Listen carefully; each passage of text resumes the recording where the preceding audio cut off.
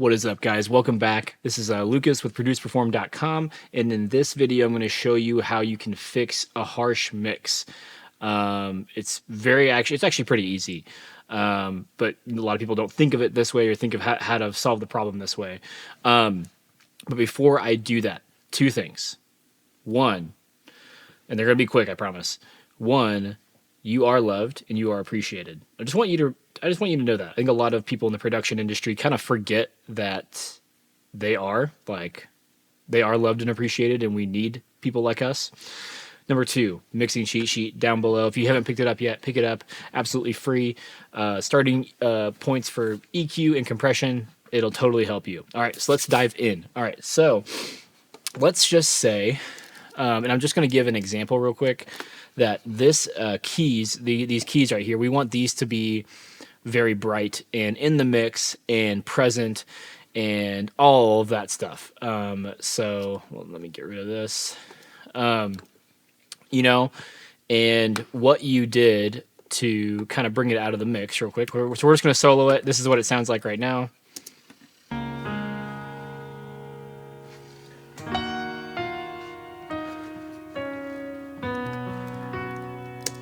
So sounds like a great keyboard, but just say it's not. Let's just, for example, it's not sticking out of the mix like you want, okay? So what do? You come to this high filter band, and we're going to leave it on the shelf and leave it at about 8K, and we're going to boost it, okay?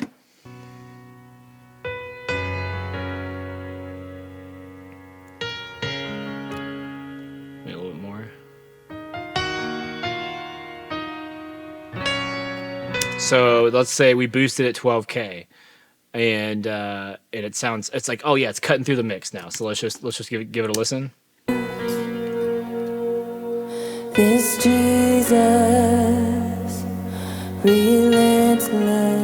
Okay, now with it off, so we're just gonna put it back at 0 or roughly around there. Precious, mender of a million shattered parts. And so even then, I already missed some of that top end, that shimmer on the reverb a little bit. Like it sounded really, really good. But if you guys notice, when I had it at like plus 12 dB, it was kind of interfering with the vocals. It kind of felt like it was just hitting you in the nose a little bit. If you guys, I think you guys know what I mean. It's just harsh. Like it kind of just hurt like right there. We don't want that. We don't want either of those things. We don't want the vocals to be covered up, but we want the bright piano. So what do you do here? So there is a range of frequencies that are super special, that you need to make sure that the mix is going well through, and that's the roughly 2 to 6K range, and it can venture a little bit lower, a little bit higher, but that's usually where it is. And so we just need to find the really harsh frequencies that are coming out of that keyboard that are either getting in the way or just don't feel good. And so we're just going to give this a solo real quick, and we're going to listen to this a little bit and find those frequencies and pull them out just a little bit.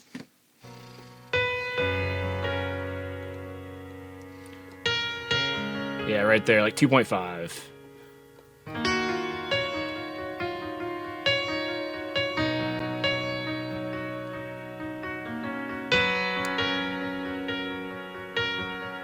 And just a little bit under 200.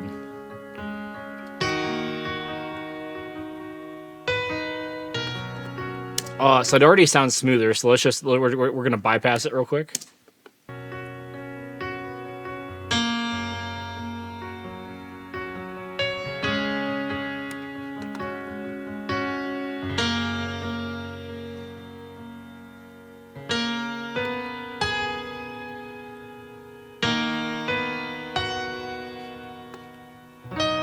So just two little EQ notches, both at like roughly negative 2.5, 3 dB at 2K and 2.5. Super simple. But if you guys listen, it just kind of smoothed out the piano. And I bet you if we unsolo this, the vocal is going to now stick out a little bit more and not be as covered by the piano. So let's just give this a listen.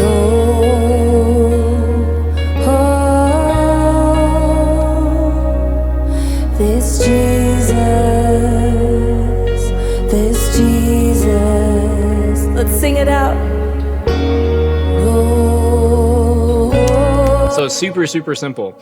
Now, the other thing I'm going to show you is basically the same thing, but we're going to use F6 and we're going to use dynamic EQ. And if you guys have not seen my full video on dynamic EQ, check it out. It's on the channel somewhere. Definitely dynamic EQ is always used all over every mix that I do, because I mostly mix live worship recordings, and there's things that are changing all the time because it's a one-time performance a lot of the time, right? There's not a lot of overdubs, and so it's kind of variable. And so say, you know, I actually liked some of those frequencies, but I only wanted it to pull down when it really builds up. That's what's great about a dynamic EQ, is that you can basically dial in the compression, and whenever it kicks in is only whenever it gets really, really heavy.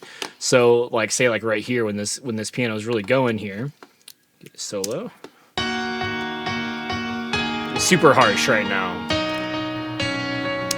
right here, right there, like right at like 3K, super harsh. But we like 3K, you know? So like, hear that? Super, super harsh. Okay, so what we're gonna do, and we're going to bring the threshold down till it's hitting there. Bring the range down to about 3.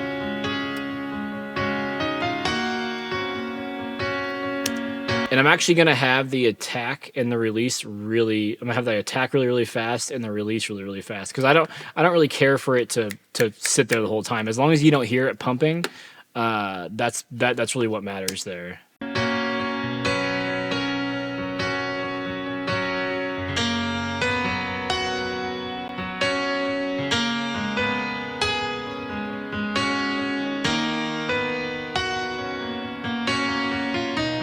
Super, super simple. And what's great is you can, if you want, you can have both on at the same time, just to completely smooth it out.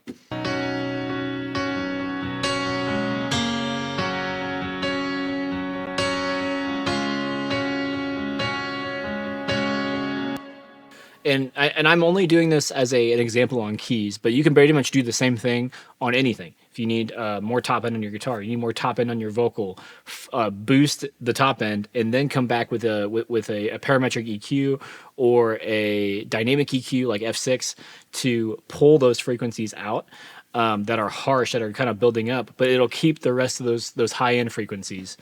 And then there you go, you got it. Now, the other tip I'm going to lay on you guys is maybe you have a hard time to finding out, like, you know, it's harsh, something in the mix is harsh, but you don't know what it is.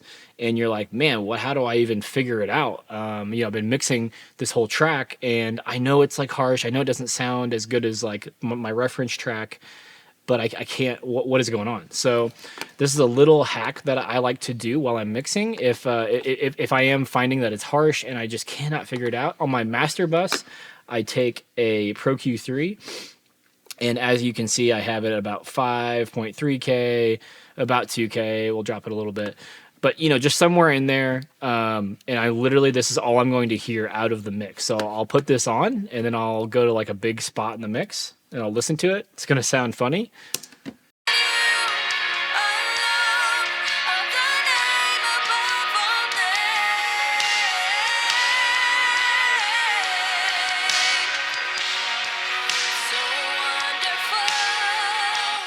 And so you can hear in that, you can hear a lot of snare, you hear a lot of vocal, you hear a lot of guitars and keys. And so like my initial reaction to that was like, man, the guitars are kind of, they sound funny there. And so then I'll take this off.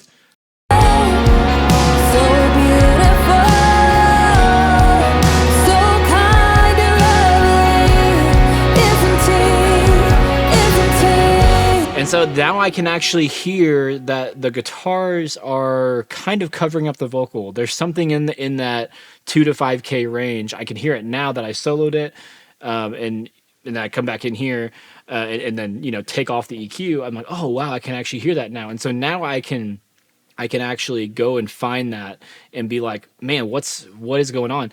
And here's the thing is, you can do that with anything. So let's just take this off, and let's just say you're having trouble with your low end.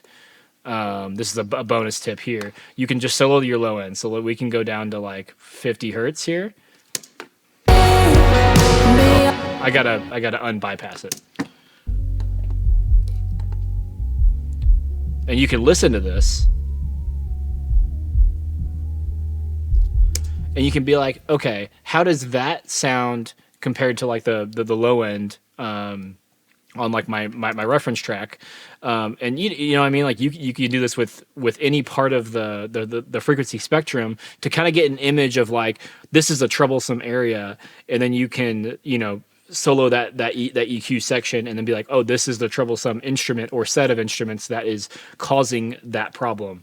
Very, very cool to kind of spot check whenever you can't figure something out. So, and you know what, guys, that's it for the video. That's it. Like it's pretty simple to find those little harsh points while keeping it bright. So, you know, boost your top end here. You use the EQ that you want to use to get more top end, whatever it is. Take out the harsh frequencies. And if there's a lot of variability, use a dynamic EQ because dynamic EQs are the best. I think that's it, guys. Don't forget to hydrate. I love you. And cheat sheet down below. Mixing cheat sheet for you. Absolutely free. I'll see you guys on the next video.